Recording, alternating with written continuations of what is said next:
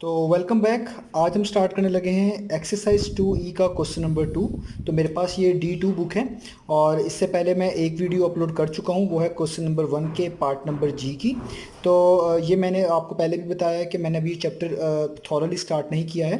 तो जो चीज़ की मुझे सबसे ज़्यादा रिक्वेस्ट थी तो मैंने उस लिहाज से ये एक्सरसाइज का ये वाला क्वेश्चन चूज़ किया है।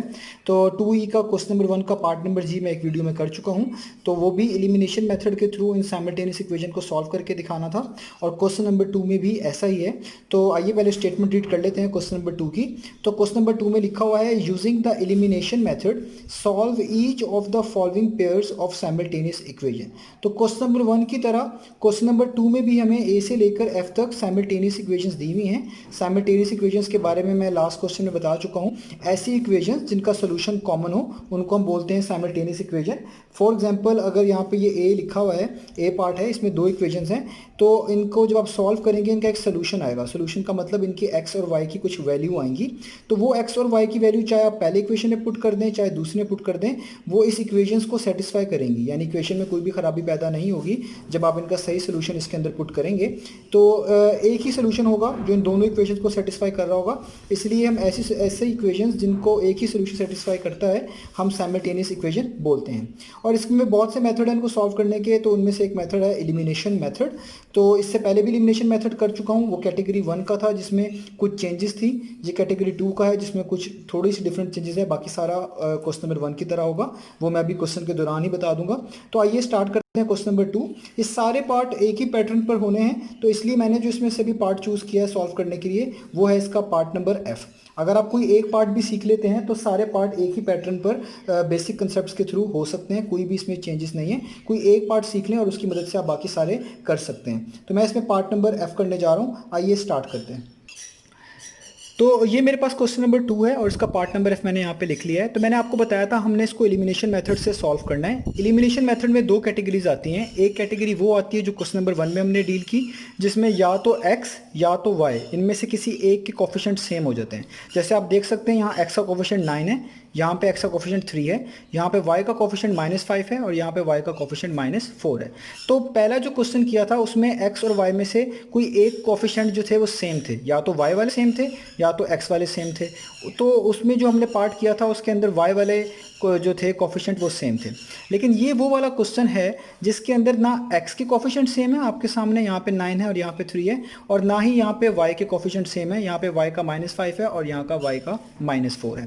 तो एलिमिनेशन मेथड इस पे लगाने के लिए सबसे पहला काम ये होगा कि आप अपनी चॉइस के मुताबिक अपनी मर्जी से या तो x के कोफिशिएंट सेम बना लें या फिर y के कोफिशिएंट सेम बना लें। कोफिशिएंट का मतलब जो यहाँ लेटर के साथ लिखा हुआ है।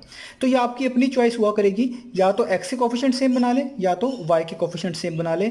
तो इन दोनों में से कोई एक चूज कर लें, उसके कोफिशिएंट सेम बना लें, तो आपका क्वेश्चन सॉल्व हो जाएगा। लेकिन कंडीशन यही है कि अगर आपके पास कोफिशिएंट सेम ना हो तो पहले सेम बनाने हैं। अगर सेम हो तो इसका मतलब है कैटेगरी 1 का क्वेश्चन है, ये जो क्वेश्चन नंबर 1 में मैंने करके दिखाया है। तो फिर आपको फर्दर स्टेप्स उस तरह करने हैं, वो आप वीडियो मेरी देख सकते हैं। तो आइए पहले इसको हम सेम बना लेते हैं। तो पहले हमें चूज करना पड़ेगा किसको सेम बनाते हैं। तो मैं लेट से चूज करता हूं कि मैं y के कोफिशिएंट को सेम बना रहा हूं। सेम बनाने का मतलब है जो नंबर यहाँ पे होना चाहिए वही नंबर यहाँ पे होना चाहिए। इसका एक जनरल ट्रिक ये होता है कि जैसे यहाँ पे y के साथ 4 लिखा हुआ है और इधर y के साथ 5 लिखा हुआ है, तो जहाँ पे 5 लिखा हुआ है उसको 4 से मल्टीप्लाई करवा दें, जहाँ पे 4 लिखा हुआ है उधर 5 से मल्टीप्लाई करवा दें। यानी यहाँ पे अगर 4 लिखा हुआ है तो इस सारी इक्वेशन को आप किससे मल्टीप्लाई करवा दें, 5 से।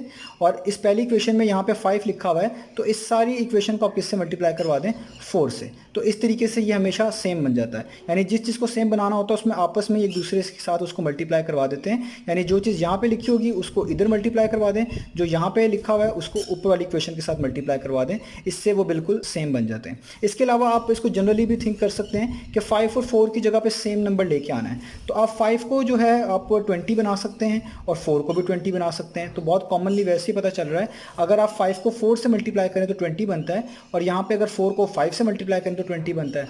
तो ये दोनों को सेम बनाने के लिए मुझे ये वाला नंबर पहली इक्वेशन में मल्टीप्लाई करवाना पड़ेगा और ये वाला नंबर दूसरी इक्वेशन से मल्टीप्लाई कराना पड़ेगा। तो ये चीज़ें आपने गौर रखनी है। तो मैं यहाँ पे लिख लेता हूँ जो पहली है इक्वेशन, मैं यहाँ पे लिख लेता हूँ मल्टीप्लाइंग, ठीक है, इक्वेशन नंबर 1, मैंने इनको नाम दिया हुआ है इक्वेशन 1 और 2 का, बाय 4। मैं 4 से मल्टीप्लाई कर रहा हूँ पहली इक्वेशन को। याद रहे जो चीज़ सेम बनानी होती है उसके लिहाज से देखना है। मैंने क्योंकि y वाले कोफिशिएंट सेम बनाने हैं तो यहाँ पे 4 आ रहा है इसलिए इसको 4 से कर रहा हूँ, तो इधर 5 आ रहा है तो इसलिए अगले स्टेप में इसको 5 से करूँगा। तो पहली इक्वेशन को 4 से मल्टीप्लाई करना है तो 4 बाहर रखें, बाकी इक्वेशन बिल्कुल एज इट इज़ आपने यहाँ पे फॉलो करवा देनी है। यहाँ पे भी 4 लिख रहा हूँ क्योंकि दोनों साइड्स पे 4 से मल्टीप्लाई होना है। यहाँ पे भी 4 से सब मल्टीप्लाई हो रहा है और यहाँ पे भी ये 2 4 से मल्टीप्लाई हो रहा है। 4 9 टाइम्स कितना हो जाएगा, वो हो जाएगा 36x। 4 5 टाइम्स कितना हो जाएगा, वो हो जाएगा 20y। और 4 2 टाइम्स कितना हो जाएगा, वो हो जाएगा 8। आप इस इक्वेशन का नाम रख लें इक्वेशन नंबर 3। तो सेम स्टेप हमने जो है इक्वेशन नंबर 2 के साथ भी करना है। हमने इक्वेशन नंबर 2 को मल्टीप्लाई करवाना है बाय 5 से। यहाँ पे मैं लिख दिया है मल्टीप्लाइंग इक्वेशन 2 बाय 5। और क्यों 5 से मल्टीप्लाई करवाना है मैं आपको बता चुका हूँ, क्योंकि हम इन दो के कोफिशिएंट सेम बना रहे हैं। तो मैंने आपको बताया हुआ है कि जो कोफिशिएंट यहाँ पे लिखा होगा उसको इस इक्वेशन से मल्टीप्लाई करवा दीजिएगा, जो कोफिशिएंट यहाँ पे लिखा होगा उसको इस इक्वेशन से मल्टीप्लाई करवा दीजिएगा। इस तरीके से ये सेम हो जाते हैं। अगर x के सेम बनाने होते हैं तो जो यहाँ पे लिखा होता है उसको यहाँ मल्टीप्लाई करवा देते हैं, जो यहाँ पे लिखा होता है उसको यहाँ मल्टीप्लाई करवा देते हैं। क्योंकि यहाँ पे 5 लिखा हुआ है और यहाँ पे 4 है तो यहाँ पे 5 है, तो इस इक्वेशन को मुझे पूरे को किससे मल्टीप्लाई करवाना है, 5 से। तो इसलिए मैं इस पूरी इक्वेशन को किससे मल्टीप्लाई कराने लगा हूँ, 5 से। तो आइए करवा लेते हैं। तो यहाँ पे हो जाएगा 5 multiply by 3x minus 4y bracket close, और यहाँ पे 10 भी 5 से मल्टीप्लाई होगा तो 5 मल्टीप्लाई बाय 10। तो 5 3 टाइम्स कितना हो जाएगा, वो हो जाएगा 15x। 5 4 टाइम्स कितना हो जाएगा, वो हो जाएगा 20y। 5 10 टाइम्स कितना हो जाएगा, वो हो जाएगा 50। और इस इक्वेशन का नाम मैंने 3 रखा हुआ है और इस इक्वेशन का नाम मैंने 4 रखा हुआ है। ठीक है, इसका 4 रख दिया, उसका 3 नाम था पहले से। तो हमने देखें अब यहाँ पे भी -20y आ रहा है और यहाँ पे भी -20y आ रहा है। इसका मतलब इस मल्टीप्लाई करवाने की वजह से हमने जो कोफिशिएंट्स हैं वो सेम बना लिए हैं। इस इक्वेशंस के अब कोफिशिएंट सेम हो चुके हैं, दोनों के कोफिशिएंट क्या बन चुके हैं, -20। तो जब आप कोफिशिएंट सेम बना लेंगे तो जैसे ही कोफिशिएंट सेम बनेंगे अब ये कन्वर्ट हो जाएगा क्वेश्चन नंबर 1 में, जो मैं अपलोड कर चुका हूँ, जो इस कैटेगरी के रिलेटेड था कि कोफिशिएंट सेम होते थे उसमें। तो अगर आपके पास कोफिशिएंट सेम है तो आप इससे आगे स्टेप जो अभी मैं करने जा रहा हूँ वो करेंगे, और अगर कोफिशिएंट सेम नहीं है तो एलिमिनेशन मेथड में पहले आप कोफिशिएंट को सेम बनाएंगे और सेलेक्ट करेंगे किसके कोफिशिएंट सेम बनाने हैं, और जिसके बनाने होंगे उनको ऑपोजिट एक दूसरे से मल्टीप्लाई करके आप कोफिशिएंट सेम बनाएंगे। तो आपने इक्वेशन नंबर 3 और 4 जहन में रखनी है। अब इसी से आगे हम इसको सॉल्व करेंगे। ये इक्वेशन नंबर 3 और 4 हमें मदद करेंगी x और y की वैल्यू निकालने में जो आपने कन्वर्ट की होगी, इसलिए आपने जहन में रखना है हम इक्वेशन नंबर 3 और 4 को आगे सॉल्व करने जा रहे हैं। तो देखिए जो मैंने इक्वेशन नंबर 3 और 4 अभी कैलकुलेट किए हैं, निकाली हैं, इनको कोफिशिएंट सेम बनाए हैं, वो मैंने यहाँ पर लिख लिए हैं। ये पहली वाली इक्वेशन नंबर 3 है और ये दूसरी वाली इक्वेशन नंबर 4 है। अब ये इसके कोफिशिएंट सेम बन चुके हैं। अब ये उस कैटेगरी में चला गया है जो क्वेश्चन नंबर 1 हमने सॉल्व किया था जिसमें कोफिशिएंट सेम आते थे। तो मैंने आपको उस क्वेश्चन के अंदर बताया था कि जब आपके पास यहाँ पर कोफिशिएंट सेम आ जाएँ तो आपने फिर दूसरी चीज़ ये देखनी है कि इनके साइन किस तरह के हैं। मैंने आपको उधर भी बताया था उस क्वेश्चन में, इधर भी दोबारा एक्सप्लेन कर देता हूँ कि जब आप कोफिशिएंट सेम बना लेंगे तो अगर तो उनके साइन सेम है तो आपको जो दूसरी इक्वेशन आपने नीचे लिखी होगी आपको इसके साइन क्या करने पड़ेंगे, चेंज। यानी इसमें जो प्लस हो रहा है उसको माइनस कर दें, जो माइनस हो रहा है उसको प्लस बनाना पड़ेगा। और अगर इन दोनों के साइन ऑपोजिट हैं, किसी एक का प्लस है और किसी दूसरे का माइनस है, या इसका प्लस है इसका माइनस है, तो फिर आपको कोई साइन चेंज करने की ज़रूरत नहीं है, आपने जस्ट इन दोनों इक्वेशंस को ऐड कर देना है। तो क्योंकि यहाँ पे जो कोफिशिएंट सेम बने हैं उसमें आपके पास ये दोनों माइनस के साइन के साथ, क्योंकि दोनों के साइन जो हैं वो माइनस हैं, तो जब दोनों के साइन सेम होंगे तो आपने दूसरी इक्वेशन के साइन चेंज करने हैं। तो अब हम इसको चेंज किस तरह करेंगे, हम यहाँ पे एक लाइन डालेंगे, ये +15 है इसको माइनस कर लेंगे, ये -20 है इसको प्लस बना देंगे, और ये भी +50 है इसको माइनस कर लेंगे। यानी जो भी साइन होंगे उनको ऑपोजिट यहाँ पे कर देना, प्लस है तो माइनस, माइनस है तो प्लस। और जो नीचे साइन लगाए होंगे अब ये यूज़ करेंगे, ये वाले साइन जो दरमियान में आ रहे हैं ये यूज़ नहीं करेंगे, यानी -20 का साइन नहीं होगा यहाँ पे, ये +20y पड़ा जाएगा। ठीक है, तो ये इस चीज़ को हम प्रॉपरली लिख भी सकते हैं कि पहले ये इक्वेशन लिखें माइनस फिर ये इक्वेशन लिखें। वो एक लेंथी प्रोसेस है, वो भी फॉलो किया जा सकता है, लेकिन ये ज़्यादा फिजिबल रहता है ऊपर नीचे करने के लिए, रख के करने के साथ साथ, तो इस वजह से मैंने यहाँ पे ये फॉलो किया है। तो जब भी साइन सेम आएंगे आपने दूसरी इक्वेशन के साइन चेंज कर देने हैं। अब इसको जस्ट सॉल्व करना है। तो 36 है और यहाँ पे 15 है, प्लस माइनस माइनस होता है, 36 में से 15 माइनस करेंगे तो आपके पास कितने आ जाएंगे, ये आपके पास आ जाएगा 21x, प्लस माइनस माइनस 20 में से 20 माइनस करेंगे 0y हो जाएगा, ये कट जाएगा। आप यहाँ पे लिख लें 0y तो भी ठीक है, ना लिखें तो भी ठीक है, इक्वल टू का साइन। और 8 - 50 है, तो आप प्लस माइनस माइनस, आप पहले 50 में से 8 माइनस कर लें, 50 में से 8 माइनस करेंगे यहाँ पे कितना आएगा 42, और साइन बड़ी वैल्यू का वो 50 है, और 50 का ये साइन है चेंज करने के बाद जो है वो यूज़ करना है, तो ये माइनस का साइन है, तो बड़ी वैल्यू का साइन यहाँ पे आएगा, इसलिए -42 हो गया। अब यहाँ पे x के साथ 21 है, ये मल्टीप्लाई हो रहा है क्योंकि मुझे x की वैल्यू निकालनी है, तो 21 यहाँ पे मल्टीप्लाई हो रहा है, इसको इक्वेशन के दूसरी साइड पे मूव करूँगा तो ये डिवाइड होगा, तो आप इसको लिख सकते हैं x equal to -42 divided by 21। आप दोनों तरफ 21 से डिवाइड कर देते तो भी ये ठीक था।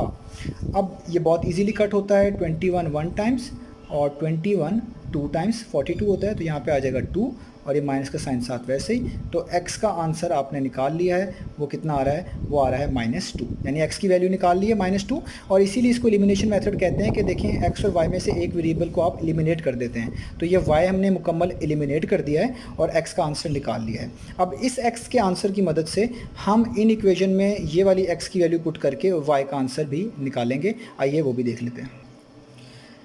तो यहाँ पे अब आप देख लें, मैंने लिख लिया है कि जो वैल्यू मैंने निकाली है putting x equal to -2 in equation number 1, जो वैल्यू मैंने निकाल ली है वो मैं इन दोनों इक्वेशन में से किसी एक इक्वेशन पुट कर दूंगा। आप दूसरी जो तीसरी और चौथी इक्वेशन है उसमें भी पुट कर सकते हैं, उधर से भी आंसर आ जाएगा, लेकिन वो ज़रा लेंथी इक्वेशन होती हैं, उसमें वैल्यूज़ थोड़ी आप कह लें मल्टीप्लाई करने के बाद बड़ी वैल्यूज़ हो जाती हैं, बड़ी बन जाती हैं, इस वजह से ज़्यादा फिजिबल ये होता है कि आप इन दो इक्वेशन में कोई वैल्यू पुट करके सॉल्व कर लें, अदरवाइज़ आप उसमें ही पुट कर सकते हैं, वहाँ से भी आंसर आ जाएगा। तो अब जो मैंने वैल्यू निकाली है इस वैल्यू को मैं इनमें से किसी एक इक्वेशन में करूंगा और जो दूसरी वैल्यू है मुझे आंसर के तौर पे मिल जाएगी। तो मैंने चूज़ की है इक्वेशन नंबर 1, तो आइए ज़रा इक्वेशन नंबर 1 में x की जगह पे क्या पुट कर देते हैं -2।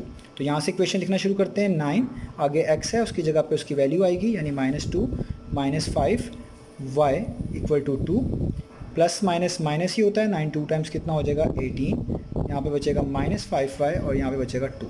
अब मेरे पास यहाँ पे ये है, मैं वेरिएबल सेपरेट करने जा रहा हूँ और जो नंबर्स हैं सिंपल कॉन्स्टेंट्स हैं उनको सेपरेट। यहाँ पे ये वेरिएबल आ रहा है 5 के साथ, मैं इस चीज़ को यहाँ पे मूव कर लूँगा और इस 2 को यहाँ पे मूव कर लूँगा। आप वैसे भी -18 को भी वहाँ पे मूव कर सकते हैं, जिस तरह आपको फिजिबल लगे वो आप कर सकते हैं। तो आइए हम यही कर लेते हैं, हम -18 को यहाँ पे मूव कर लेते हैं ताकि -5y यहाँ पे बचा रह जाए।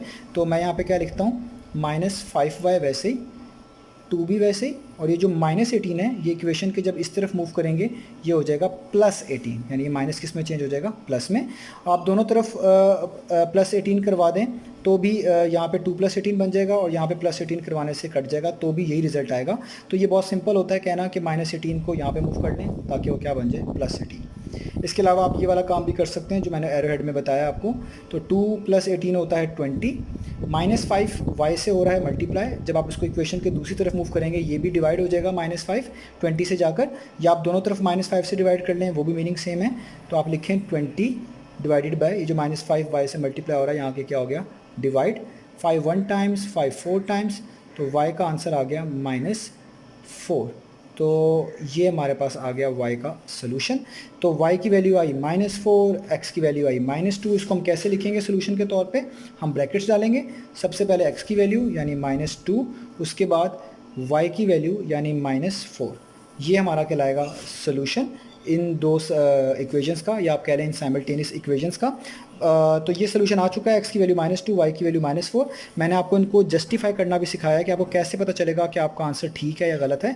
आपने x की और y की वैल्यूज़ इन दो में से किसी भी इक्वेशन में पुट कर देनी है। अगर पुट करने के बाद राइट हैंड साइड और लेफ्ट हैंड साइड सेम रहती है तो इसका मतलब है आपका आंसर ठीक है, अगर नहीं रहती तो इसका मतलब है आंसर में ख़राबी है, आपको आंसर में चेकिंग अप्लाई करनी चाहिए कि कहाँ पर गलती हो रही है। तो मैं भी जस्टिफिकेशन यहाँ पर नहीं बता रहा करने के लिए, वो मैं क्वेश्चन नंबर 1 में एक्सप्लेन कर चुका हूँ। तो जिसने देखना हो किस तरह जस्टिफाई करते हैं वो क्वेश्चन नंबर 1 का पार्ट नंबर जी देख लें, मैंने उसमें ये बताया है कि किस तरह जस्टिफाई करेंगे। तो ये था हमारे पास इस क्वेश्चन का सोल्यूशन। अब आप इसी मेथड के थ्रू, इसी मेथड और इसी बेसिक स्टेप्स को फॉलो करते हुए क्वेश्चन नंबर 2 का कोई भी पार्ट अटेम्प्ट कर सकते हैं, आपके लिए वो मुश्किल नहीं होगा। आपने यही स्टेप्स फॉलो करने हैं, एक्स या वाई में से किसी को सेम बनाना है, प्लस या माइनस करना है, और आप इस तरीके से इंशाल्लाह को जो है उसके सोल्यूशन निकालने में कामयाब हो जाएंगे।